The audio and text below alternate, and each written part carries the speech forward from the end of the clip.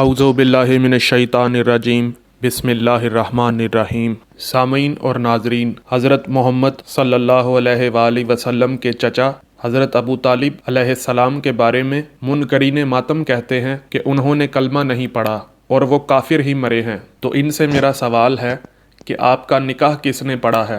آپ کے والد کا نکاح کس نے پڑھا ہے؟ مولوی صاحب نے یا پنڈت نے؟ پادری نے یا گرو جی نے؟ مولوی نے پڑھا تھا نا، تو یہ پتہ کیجئے کہ جس نے آپ کو نکاح کرنا سکھایا ہے اس رسول معظم صلی اللہ علیہ وآلہ وسلم کا نکاح کس نے پڑھایا تھا؟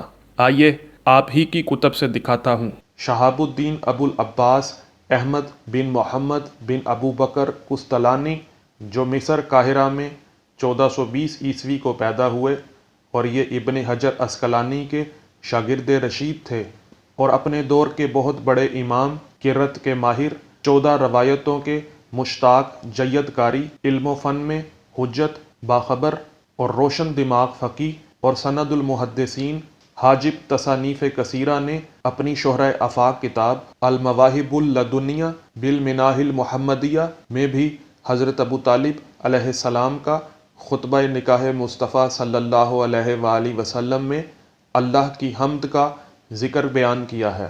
سامعین، اگر آپ کو میری ویڈیو پسند آئی ہے تو ویڈیو کو لائک کریں، کمنٹ کریں اور زیادہ سے زیادہ شیئر کریں تاکہ ایمان ابو طالب علیہ السلام پر اعتراض کرنے والوں کو ہدایت نصیب ہو۔